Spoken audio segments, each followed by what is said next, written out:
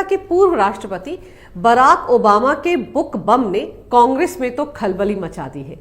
ऐसी खलबली की करीब 1.5 दशक पहले के उनके ऐसे काले कारनामे की पोल खोल कर रख दी है जिसे अब तक कांग्रेस छिपाती फिर रही थी। ओबामा ने अपनी किताब अ प्रॉमिस्ड लैंड में कांग्रेस की अपने मुस्लिम वोट बैंक से की गई लॉन्ग टर्म प्रॉमिस की बखियां उधेड़ कर रख दी है। कैसे कांग्रेस ने अपने मुस्लिम वोट बैंक के लिए आतंकवाद के साथ समझौता किया, कैसे आतंकवाद को कभी भी इस्लामिक कट्टरवाद से जोड़कर पेश करने की कांग्रेस ने कोशिश ही नहीं की, मुंबई हमले के तमाम सबूतों को सिर्फ और सिर्फ अपने मुस्लिम वोट बैंक के चलते नकार दिया। कांग्रेस के इस पूरे खेल का ओबामा ने अपनी किताब में न सिर्फ पर्दाफाश किया है बल्कि उनके निशाने पर कांग्रेस अध्यक्ष सोनिया गांधी हैं। ओबामा ने अपनी किताब में साफ लिखा है कि कैसे मनमोहन सरकार ने मुस्लिम अपीजमेंट की नीति के चलते मुंबई में हुए सबसे बड़े आतंकवादी हमले तक को नजरअंदाज कर दिया था।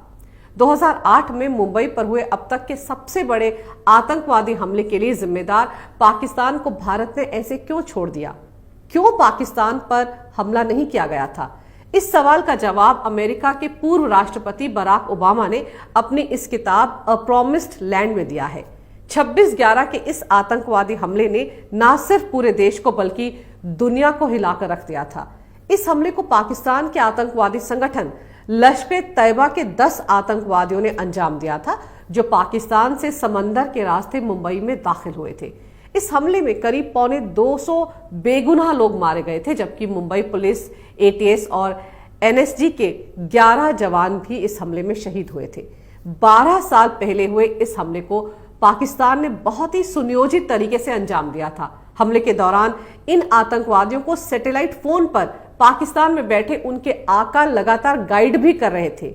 हमले के तुरंत बाद भारतीय खुफिया एजेंसियों को इस बात के पुख्ता सबूत मिल गए थे कि इस हमले के पीछे पाकिस्तान की फौज और वहां की खुफिया एजेंसी आईएसआई का भी हाथ था। इस पुख्ता जानकारी के पीछे हमले में जिंदा पकड़े गए एकमात्र आतंकवादी अजमल कसाब की तरफ से दिया गया इकबालिया बयान, कराची के कंट्रोल रूम में बैठे लश्कर-ए-तैयबा के आदमी और मुंबई हमलावरों के बीच पकड़ी गई कई घंटों की बातचीत थी। इतने सारे सबूत मिलने के बाद जहां पूरा देश पाकिस्तान से बदला लेने की आग में जल रहा था, वहीं उस वक्त की मनमोहन सरकार ने पाकिस्तान के खिलाफ किसी भी तरह की सैन्य कार्रवाई से साफ इनकार कर दिया था। तब हर तरफ मनमोहन सरकार के इस लचीले रवैये पर कई सवाल उठे थे। क्यों पाकिस्तान की इस बड़ी हिमाकत को भारत ने नजरअंदाज कर दिया? अब करीब 12 साल गुजर जाने के बाद अमेरिका के राष्ट्रपति बराक ओबामा ने अपनी किताब में इस सवाल का जो जवाब दिया है वो वाकई बेहद चौंकाने वाला है। उन्होंने लिखा है कि मुंबई हमले के बाद मनमोहन सिंह बहुत डर गए थे। डर इस वजह से नहीं था कि पाकिस्तान भी भारत की तरफ से की गई किसी भी कार्रवाई का पलट कर जवाब दे सकता है, बल्कि डर इस वजह से था कि अगर भारत इस तरह की कार्रवाई को अंजाम देता है तो कहीं कांग्रेस का मुस्लिम वोट बैंक उसके हाथ से खिसक ना जाए और इस बात का फायदा कहीं कुछ महीने बाद होने वाले लोकसभा चुनाव में बीजेपी ना उठा ले। जी हां, सही सुना आपने। बराक ओबामा ने अपनी किताब में लिखा है कि सोनिया गांधी, जो कि उस वक्त यूपीए की चेयरपर्सन थी, उन्हें ये कतई गवारा नहीं था कि इस आतंकवादी हमले को इस्लामिक कट्टरवाद और पाकिस्तान के साथ जोड़कर पेश किया जाए। सोनिया गांधी पाकिस्तान पर किसी भी तरह की कार्रवाई करने के पक्ष में नहीं थी। उन्हें डर था कि ऐसा करने से कांग्रेस अपने मुस्लिम वोट बैंक से हाथ धो बैठेगी और इसका सीधा सीधा फायदा बीजेपी को होगा। बीजेपी तो हमेशा से ही कहती आ रही थी कि पाकिस्तान आतंकवाद की फैक्ट्री है और वो इसी आतंकवाद की आड़ में भारत के खिलाफ प्रॉक्सी वॉर चला रहा है। ऐसे में पाकिस्तान पर हमले की सूरत में बीजेपी अपनी इसी बात को और जोरदार तरीके से उठाती तो कांग्रेस को लोकसभा चुनाव में भारी नुकसान उठाना पड़ता, क्योंकि 2009 में लोकसभा के चुनाव सिर पर थे।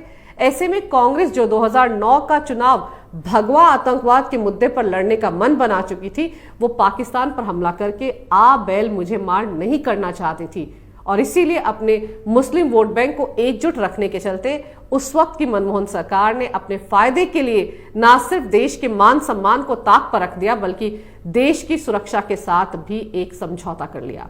सिर्फ और सिर्फ मुसलमानों को खुश करने के लिए, उनके वोट हासिल करने के लिए इतने बड़े आतंकवादी हमले पर मनमोहन सिंह खामोश रहे। और इसीलिए बराक ओबामा ने अपनी किताब में मनमोहन सिंह को एक डरा हुआ प्रधानमंत्री बताया है। ये तो वो तथ्य हैं जिनका खुलासा बराक ओबामा ने अपनी किताब में किया है। लेकिन कांग्रेस ने ऐसा क्यों किया? क्यों कांग्रेस को इस हमले में पाकिस्तान का कनेक्शन नजर ही नहीं आया? क्यों कांग्रेस ने इतने बड़े गुनाह के लिए भी पाकिस्तान को बख्श दिया? क्यों कांग्रेस पर पाकिस्तान के प्रति नरम रवैया रखने का आरोप लगता है? इस खेल को पूरा समझने के लिए आपको 2006 और 2007 में हुए कुछ आतंकवादी हमलों को जहन में रखना होगा। गौरतलब है कि यूपीए 1 सरकार के गृह मंत्री पी चिदम्बरम ने 2006 में महाराष्ट्र के मालेगांव में बम धमाके, हरियाणा में समझौता एक्सप्रेस में धमाका, हैदराबाद में मक्का मस्जिद में धमाका और 2007 में अजमेर शरीफ दरगाह पर हुए बम धमाकों के बाद भगवा आतंकवाद का जुमला उछाला था। मालेगांव धमाके के बाद तो मनमोहन सरकार ने कथित हिंदू आतंकवाद के नाम पर साध्वी प्रज्ञा, कर्नल पुरोहित, स्वामी असीमानंद को महाराष्ट्र एटीएस ने गिरफ्तार भी किया था। किस तरह से उन सबको प्रताड़ित किया गया था ताकि वो ये बात कबूल कर लें कि वो ऐसे हिंदू संगठन से जुड़े हैं जो आतंकवादी हमलों को अंजाम देता है। आज इस साजिश का पूरी तरह से पर्दाफाश हो चुका है। खुद साध्वी प्रज्ञा, जो आज भोपाल से बीजेपी सांसद है, उन्होंने कितनी बार अपना दर्द बयां किया है। जरा सोचिए, इस भगवा आतंकवाद की थ्योरी को सच साबित करने के लिए कांग्रेस की यूपीए सरकार ने उस समय महाराष्ट्र पुलिस और महाराष्ट्र एटीएस, एनआईए समेत कई खुफिया एजेंसियों का किस तरह से बेजा इस्तेमाल किया था। मुंबई पर हमला करने आए सारे पाकिस्तानी आतंकवादियों के हाथ पर कलावा बंधा हुआ था और उनके पहचान पत्र भी हिंदू नाम से बनाए गए थे, जिनमें पता भी बेंगलुरु का लिखा हुआ था। यानी हिंदू आतंकवाद की जो थ्योरी यहाँ कांग्रेस के नेता भारत में ना सिर्फ घड़ रहे थे बल्कि उसे एस्टैब्लिश करने में भी पूरी ताकत लगाए हुए थे, उसी थ्योरी को अमल में लाने के लिए, अपने फायदे के लिए, भुनाने के लिए पाकिस्तान भी लगा हुआ था। पाकिस्तान ने जिन 10 आतंकवादियों को भारत में भेजा था वो सारे के सारे हिंदू पहचान पत्र के साथ, हिंदू नामों के साथ भारत में दाखिल हुए थे। यानी अगर अजमल कसाब जिंदा ना पकड़ा जाता तो शायद पाकिस्तान दुनिया में ये साबित करने में कामयाब हो जाता कि मुंबई हमले को हिंदुस्तान के भगवा आतंकवादियों ने ही अंजाम दिया है। तो जो भगवा आतंकवाद की थ्योरी सबसे पहले चिदम्बरम ने उछाली थी वो सच साबित हो जाती। वो तो भला हो शहीद तुकाराम ओमले का, जिन्होंने अपनी जान की बाजी लगाकर कसाब को जिंदा पकड़ लिया था। ऐसे में मुंबई पर आतंकवादी हमले के बाद पाकिस्तान पर हमला करने से तो आतंकवाद के धर्म और मजहब पर खुद ब खुद मोहर लग जाती और यही कांग्रेस नहीं चाहती थी। इसके बाद यूपीए 2 में गृह मंत्री का प्रभार संभालने वाले वरिष्ठ कांग्रेसी नेता सुशील कुमार शिंदे ने भी 2013 में विवादित बयान देकर चिदम्बरम की भगवा आतंकवाद की थ्योरी को फिर चर्चा में ला दिया था। उन्होंने बीजेपी और आरएसएस पर भगवा आतंकवाद फैलाने के लिए आतंकवादी प्रशिक्षण शिविर चलाने का आरोप भी मढ़ दिया था। उन्होंने जयपुर में कांग्रेस के सम्मेलन में कहा था कि जांच के दौरान रिपोर्ट आई है कि बीजेपी और आरएसएस आतंकवाद फैलाने के लिए आतंकवादी प्रशिक्षण शिविर चलाते हैं।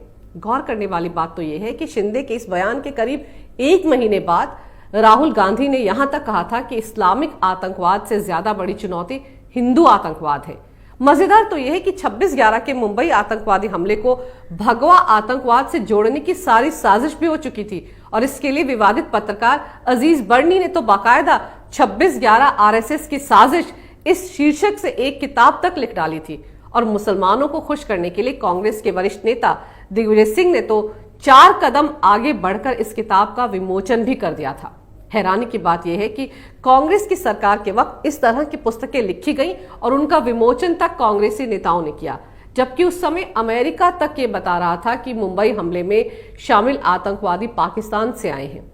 बस कांग्रेस के केंद्र में काबिज मनमोहन सरकार को ये ना दिख रहा था ना समझ में आ रहा था। और अगर आज कांग्रेस की उस वक्त की हिंदू आतंकवाद की थ्योरी और अमेरिकी पूर्व राष्ट्रपति बराक ओबामा की किताब में लिखे गए तथ्यों को आप जोड़ेंगे तो समझ में आ जाएगा कि कांग्रेस को पाकिस्तान से इतना प्रेम क्यों है। क्यों कांग्रेस ने पुलवामा आतंकवादी हमले पर पाकिस्तान का बचाव करते हुए बीजेपी पर ही इस हमले को अंजाम देने का आरोप मढ़ दिया था। सर्जिकल स्ट्राइक पर कांग्रेस ने ही सवाल क्यों उठाए थे। क्यों बालाकोट हवाई हमले के बाद सबसे ज्यादा कांग्रेसी परेशान थी। सीएए के मुद्दे को लेकर क्यों कांग्रेस ने हिंदुस्तानी मुसलमानों को बरगलाया। क्यों एनआरसी के मुद्दे पर मुसलमानों को डिटेंशन कैंप में बंद करने के नाम पर डराया और धमकाया। और जम्मू कश्मीर से आर्टिकल 370 हटने के बाद कांग्रेस के नेताओं और पाकिस्तान के नेताओं की जुबान एक जैसी थी। क्यों यहां जो कुछ राहुल ने बोला वही बात इमरान खान ने यूएन में जाकर बोली? आज भी क्यों कांग्रेस कश्मीर में आर्टिकल 370 बहाल करने के लिए बने विवादित गुपकर गैंग का हिस्सा है? पाकिस्तान के नेताओं और कांग्रेस के नेताओं की जुबान एक ही है, यह महज इत्तेफाक नहीं हो सकता। आज ओबामा की किताब ने कांग्रेस को पूरी तरह से आतंकवाद के साथ समझौता करने वाली पार्टी करार दे दिया है और ये तोहमत अब तो बाकायदा सबूतों के साथ लगाई गई है। यही नहीं, इस किताब में राहुल गांधी के आईक्यू लेवल और मनमोहन सिंह को प्रधानमंत्री बनाने के पीछे सोनिया गांधी की कूटनीतिक मंशा का भी खुलासा किया गया है। जाहिर है ओबामा ने पूरी कांग्रेस को एक ऐसा आईना दिखाया है कि वो चाहकर भी इन तथ्यों को नकार नहीं पाएगी। अब भले ही कांग्रेसी ओबामा पर एफआईआर दर्ज करने के लिए कोर्ट का दरवाजा खटखटा रहे हो, लेकिन सच सामने आ चुका है, क्योंकि सच को ना छिपाया जा सकता है ना परास्त किया जा सकता है। अगर आपको मेरा ये वीडियो अच्छा लगे तो कृपया इसे लाइक करें, शेयर करें और हमारे चैनल को सब्सक्राइब जरूर करें। देखते रहिए कैपिटल टीवी। अगर आपको हमारा वीडियो पसंद आया हो तो इसे लाइक करें, हमारे चैनल को सब्सक्राइब करें और हाँ, बेल आइकन दबाना ना भूलें ताकि आप तक हमारे वीडियो की नोटिफिकेशन पहुंचती रहे। आप अपना सुझाव हमें कमेंट बॉक्स में दे सकते हैं। हमारे साथ जुड़ने के लिए शुक्रिया।